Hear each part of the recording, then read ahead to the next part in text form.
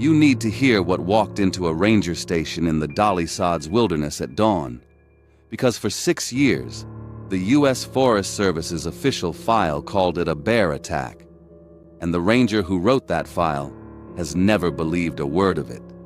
In May of 2014, on the high plateau of the Dolly Sods Wilderness in West Virginia's Appalachian Mountains, a 5-man camping trip along the Red Creek drainage ended with 3 men dead, one who vanished into the fog, and a survivor who staggered out of the bog at first light with 4 parallel gashes torn across his back. He collapsed through the door of a ranger station before the coffee had gone cold, grabbed the ranger's wrist, and said 11 words the ranger has never forgotten. What you're about to hear is that ranger's account, and the account he was given that morning.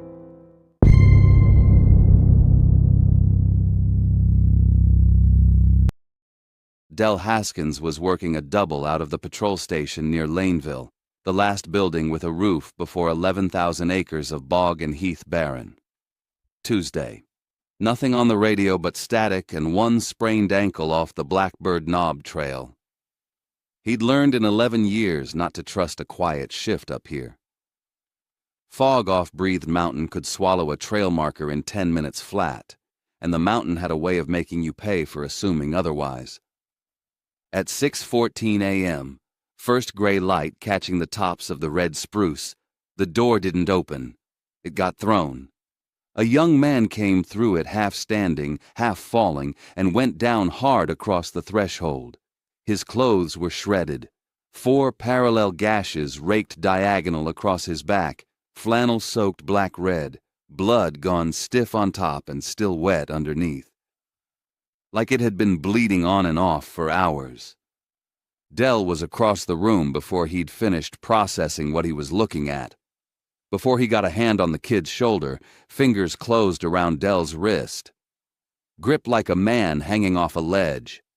And he said something with a clarity that didn't match anything else about him. It wasn't an animal, it was a man, and then it wasn't. Del got the door shut and the deadbolt thrown before he'd even decided to do it. A decision he still can't explain, 6 years later, and one he's never once taken back.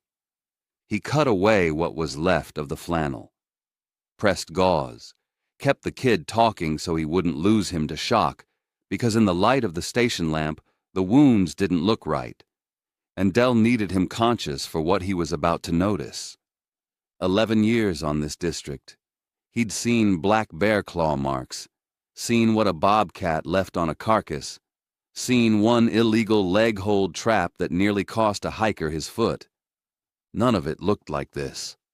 The 4 gashes were spaced too wide, too evenly, for any claw structure native to these mountains, and the edges were almost clean, surgical, like whatever made them had torn through muscle the way a man tears paper.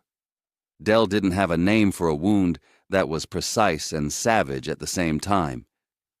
He was still turning that over when the kid gave his name between breaths. Colt Breedlove, 23, from Harrisonburg, and told Del there'd been 5 of them out there. Not 4. 5. And the 5th one, Colt said, wasn't a hiker anybody had met before this trip. While Del stabilized him, cutting away the flannel, pressing gauze, keeping pressure and keeping him talking so he wouldn't slide into shock, he got the wounds under full light for the first time. That's when the second detail hit him, the one that mattered more than the first. The kid's breathing kept catching, like he was bracing for something every few seconds instead of just breathing. Del noticed it and filed it away. He'd ask about it later. There were 5 of us, Colt said. Me, Dusty, Ellis, Wade, and Arlo. Wade brought him. Nobody else knew him. Del kept working the gauze, kept his voice level, the way you keep your voice level with someone standing on a ledge. Arlo who? Colt's eyes did something Del had seen exactly twice in 11 years on this district.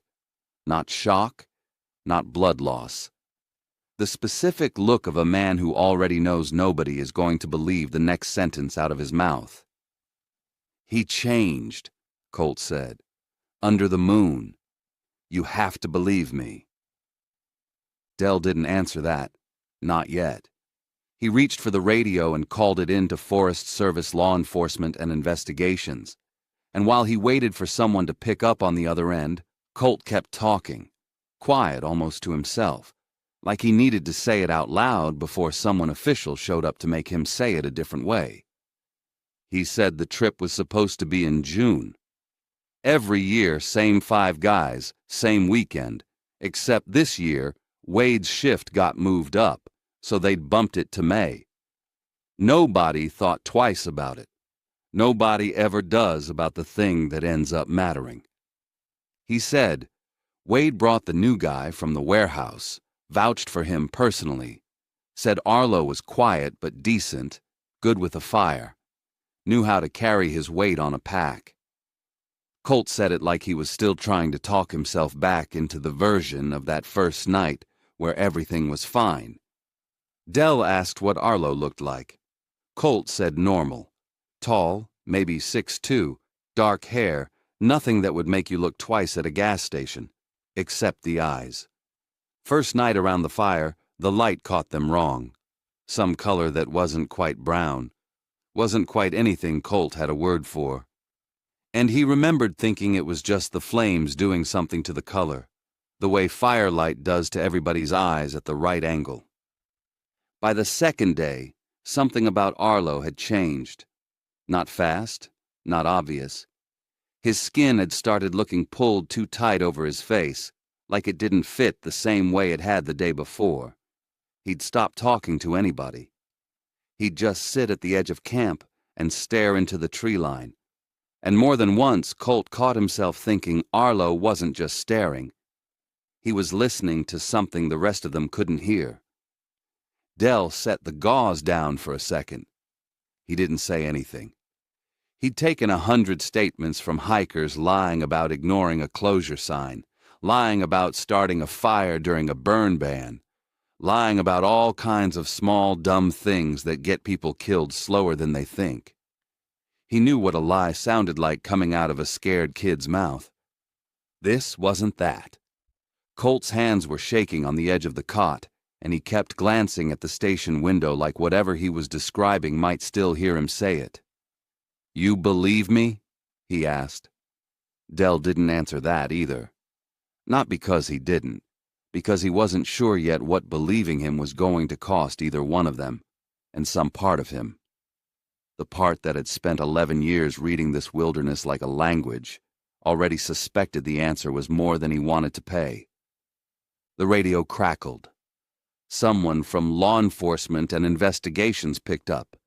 Del gave the location, the injuries, the head count, 3 unaccounted for, and left out the part about the moon, because he didn't know yet how you said that over a dispatch line, without sounding like the one who needed help. By late morning, Special Agent Renata Cho was at the station, and Colt, stitched, transfused, awake enough to talk in full sentences now instead of fragments, started giving the account start to finish. Del stood in the corner with his arms crossed, saying nothing, because this wasn't his interview to run. But he stayed close enough to hear every word of it, because he needed to hear where it went. Colt said the first night was normal. Better than normal, even. Wade had brought good whiskey, Dusty had his guitar, and Arlo, quiet, polite, carried more than his share of the gear up from the trailhead, fit right in by the fire. Nobody questioned him twice. That was the part Colt kept circling back to, like he needed Cho to understand that none of them had missed some obvious warning sign. There wasn't one. Not at first. It was the second night that things started sliding sideways, and Colt said it happened slow enough that nobody could point to the exact moment it went wrong. That was almost the worst part, he said, not being able to name the second everything changed. Arlo stopped eating. He'd been fine with dinner the night before, but the second night he just sat there with his plate untouched, staring past the fire into the dark tree line like it was saying something back to him. Wade asked if he was all right. Arlo didn't answer. He just kept staring, and his jaw kept working like he was chewing on something that wasn't there. A detail Colt hadn't thought about again until just now, telling it out loud in a hospital bed 6 hours later.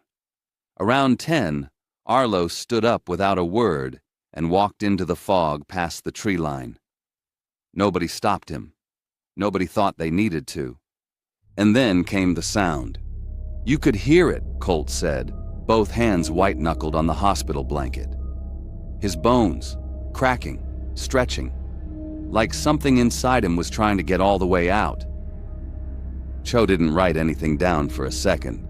She just watched him, pen still, like she needed to hear the rest before she trusted her hand to move. Colt said it went on longer than it should have. 30 seconds, maybe closer to a minute, and none of them moved the entire time, because moving felt like it would make whatever was happening in that fog notice them first. What stepped back into the firelight wasn't Arlo anymore. Not really. Colt described something close to 7 feet of it, built wrong, weight distributed like it hadn't decided yet whether it wanted to stand on 2 legs or 4. It took Dusty's arm off with a single swing, before Dusty had even finished getting up off the log he'd been sitting on. It caught Ellis mid-sprint 15 feet from the fire and put him through a red spruce hard enough that the sound of impact was the last thing Colt heard before Ellis stopped making any sound at all. Wade grabbed Colt by the wrist and screamed at him to run for the fire road.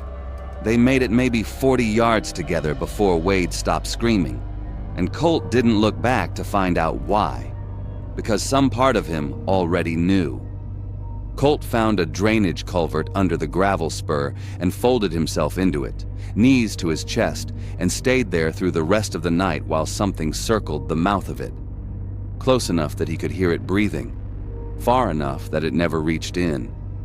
Somewhere around first light, it gave up and moved off toward the bog. Cho looked at Del. Del looked back. Neither one of them said anything for a long moment, because there wasn't a version of the next question that didn't sound insane out loud. The tracks, Cho finally said, mostly to herself, flipping back through her notes to something Colt had mentioned in passing 20 minutes earlier. A small, easy-to-miss detail neither of them had circled back to yet, though both of them had already noticed it sitting there.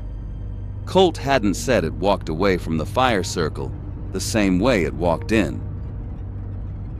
The site was 2 miles up the Red Creek drainage, off an unmarked spur that only showed up on the older topo maps.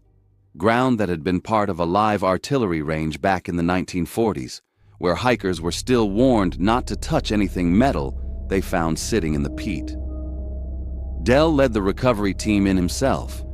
Cho came with 2 Forest Service investigators and Dr. Sarah Pruitt from the West Virginia Division of Natural Resources, and nobody talked much on the hike in. It was full daylight when they reached the clearing, but the light didn't sit right on the ground. Too gray, too flat, like the bog was holding onto its own private weather system and hadn't decided yet whether to let go of it. The fire ring was still smoking. 3 bodies. What was left of Dusty was near the log he'd been sitting on the night before, the guitar case beside him crushed flat under something that had come down on it hard. Ellis was at the base of a red spruce, glasses gone, neck broken at an angle that told Del everything he needed to know before Pruitt ever confirmed it out loud. Wade was 20 yards short of the fire road, face down, like he'd died mid-stride toward help that never made it to him in time. Pruitt worked in near silence, measuring bite radius, photographing claw spacing, bagging samples that would come back from the lab inconclusive. Some readings human, some canine, some neither. Del watched her hands move and waited, because he already knew the samples weren't going to be the thing that mattered here. It was the tracks that stopped her cold. She knelt beside a clear print pressed into the wet peat near the creek, 5-toed, elongated, close to 14 inches, and stayed down there long enough that Del finally walked over and asked if she was all right. She wasn't looking at him when she answered. "Del, this print is bipedal. Upright stride." She moved 4 feet down slope to a second print, then a third, tracing the line of them toward the tree line with one finger without touching the ground. And the gate coming in and the gate going out aren't the same. It walked in on 2 legs. She stopped at the 4th print, and for a second she didn't say anything else. It left on 4. Del had spent his whole adult life in these mountains. 11 years on this district alone. More before that hunting and hiking this exact plateau as a kid with his father. He knew what did and didn't live in Dolly Sods. He knew black bear, knew bobcat, knew the occasional bull elk that wandered too far from the reintroduction herds down south. This wasn't any of those things, and some part of him had known that the second colt's fingers closed around his wrist at 6:14 that morning. He just needed the ground itself to say it back to him before he let himself believe it. He crouched down next to Pruitt and looked at the 4th print for a long moment. The mud around it hadn't fully filled back in yet, which meant whatever made it hadn't been gone long. An hour, maybe less. Behind them, one of the investigators called out that he'd found something else.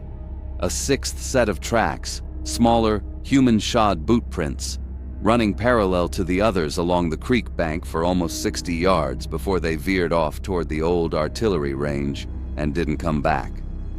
Colt hadn't mentioned a 6th person. Del looked up at the tree line where Pruitt's line of prints disappeared into the brush, and for just a second, he had the distinct, physical sense of being looked back at from somewhere inside it. The kind of feeling 11 years in these woods had taught him not to argue with, even when there was nothing there to see. He took a photograph of the 4th print with his own phone, off the books, a decision that would cost him sleep for 6 years, and one he has never once regretted. Then he stood up, brushed the peat off his knees, and told the team it was time to move everyone out before the light changed again. Nobody argued with him. Nobody asked why the boot prints mattered enough to photograph twice. But as they packed out past the smoking fire ring, Del glanced back one more time at the place where the 2 sets of tracks split. The bipedal stride heading one direction, the small human boot prints heading another. And he understood, with a certainty he couldn't explain to anyone in that clearing, that whatever they'd found out here wasn't finished yet, and it hadn't left alone. The case closed 34 days later quietly, the way these things always seem to close. Cause of death, all 3.